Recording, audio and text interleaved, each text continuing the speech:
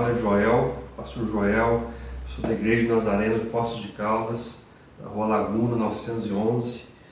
A gente está aí numa empreitada em passar algumas mensagens dirigidas pelo Espírito Santo de Deus para a vida de vocês, e eu espero que o Espírito Santo de Deus abençoe a cada um.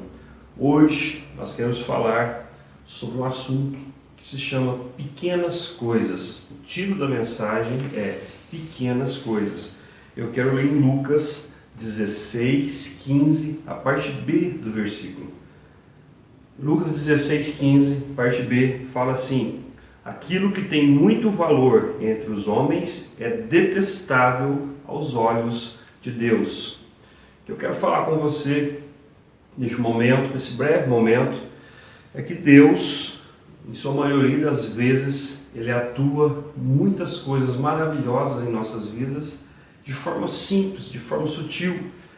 Nós gostamos demais do espetacular, gostamos demais daquilo que é grande, mas na maioria das vezes as bênçãos que chegam até as nossas vidas vêm de forma simples e tranquila, sutil, só que nós somos atraídos pelo espetacular, pelo grande.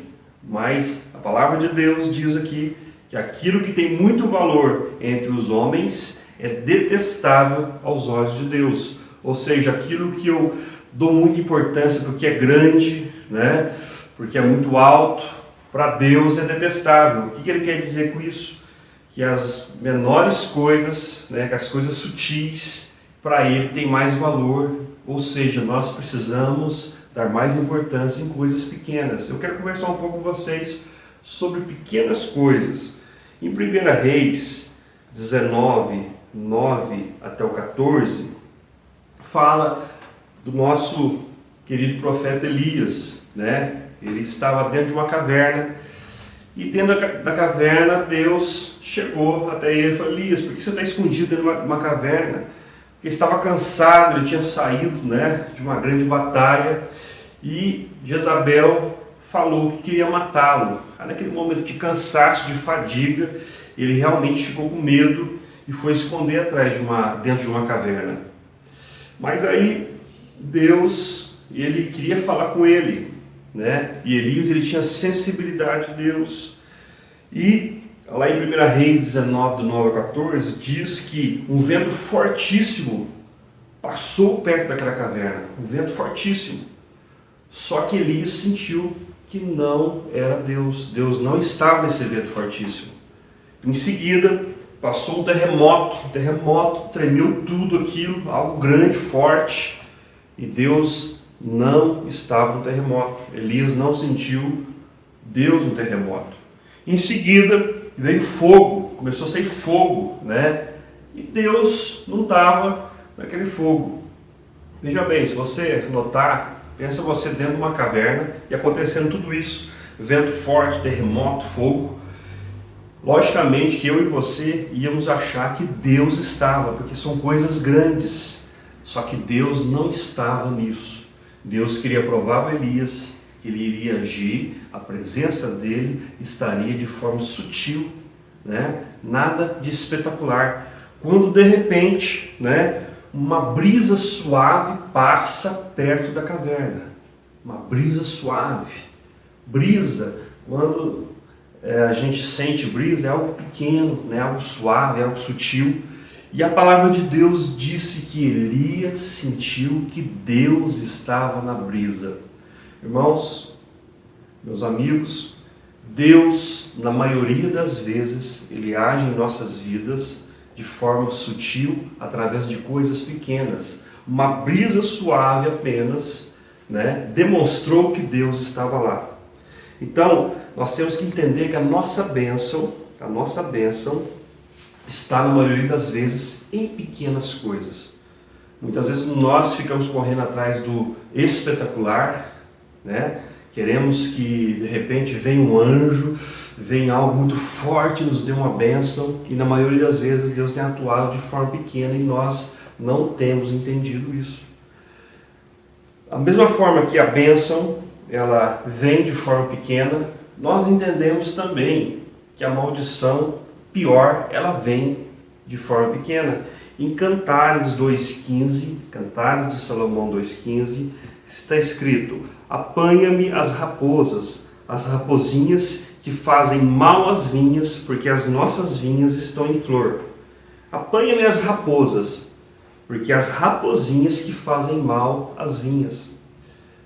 Muitas vezes, a gente entende que pecados maiores, pecados grandes, que nos colocam em problema. Sim, eles nos colocam em problema, Logicamente que o homicídio,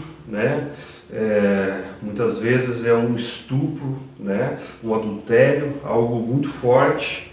Isso é horrível.